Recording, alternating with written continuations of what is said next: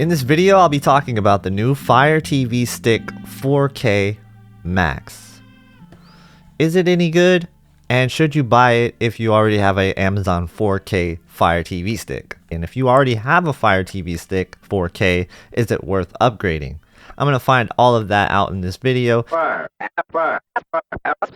Hello everyone, welcome to the channel Tech with KG. On this channel I check out TVs, audio, gaming, and other technology that you might be using in your home. I post at least one video a week, and every Friday we do a live stream Q&A where I answer your tech buying questions. I've helped thousands find the right technology for their home, so hopefully I can help you in the near future. Come by and ask your questions. So what's the big deal? What's the difference between the new Fire TV Stick 4K Max? You know, it's not a huge jump in processing power. I mean, just take a look at the stats. Yes, there's an improvement, but if you already have the Fire TV 4K, it's kind of hard to say, yeah, go get the Max. But if you don't have the Fire TV 4K, then I think the Fire TV 4K Max is probably going to be worth the extra money to get a better performance.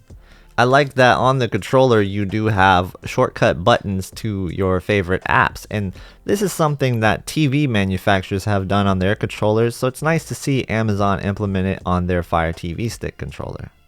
Going through the setup process, it's pretty straightforward. If you're used to a Fire TV Stick, you're just going to log into your Amazon account and then link it, going to the website, entering the code, and you're all set. So it's a really easy setup process. The next thing you want to do is you want to go into settings, make sure that you have it turned to auto for your resolution and refresh rate. Make sure you set it to auto. Turn on match content if you want to match the frame rate.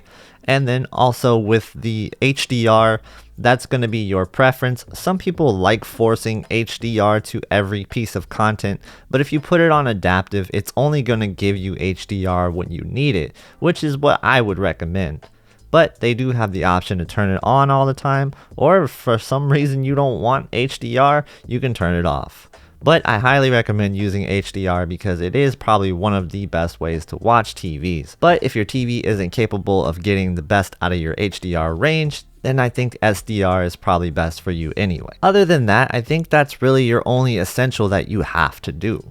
As far as overall performance goes, I'm just going to kind of highlight some things that I took note of. This AI in this remote, can she find us the right shows? We're going to push this blue button here and we're going to search for some content. Lock and key. Getting Lock and Key from Netflix. Play the Tomorrow War. I can play that on Prime Video, or find it on Fire TV. Which would you like? Prime Video. Getting the Tomorrow War from Prime Video. But it didn't do it. The Tomorrow War. Search Tech with KG on YouTube. Getting that from YouTube. Yeah, there I am.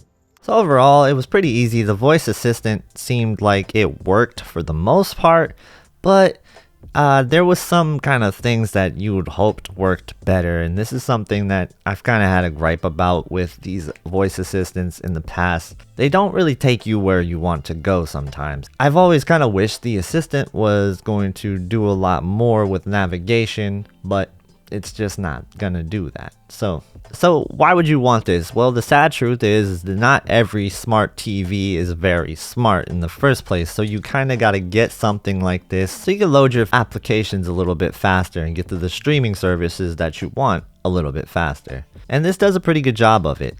Honestly, the only gripe that I have about this is probably the remote. It's kind of clicky.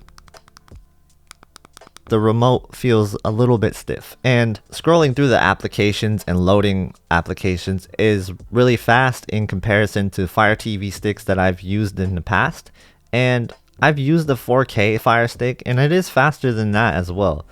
So while the Amazon Fire Stick isn't, say, as good as the Apple TV, it is pretty good in its own right. It's fast and it is responsive.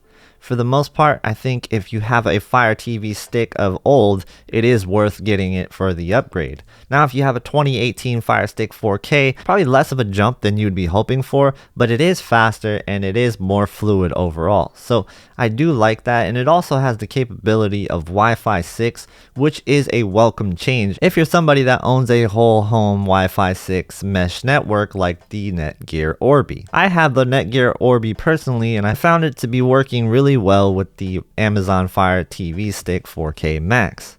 If you guys want me to do a review of the Netgear Orbi Wi-Fi 6, let me know in the comments below. So what do you guys think about the Fire TV Stick 4K Max? Are you gonna buy it? Let me know in the comments. The link to this Fire TV Stick 4K Max is in the description below. If you use that link to buy anything on Amazon, it does help out the channel, so I thank you if you do end up doing that. Oh yeah, and if you guys are new to this channel, I also do TV reviews. So if you're in the market for a TV, make sure you check out some of my 2021 TV reviews right here. Thank you guys so much for watching. Have a great day, and I'll see you in the next one.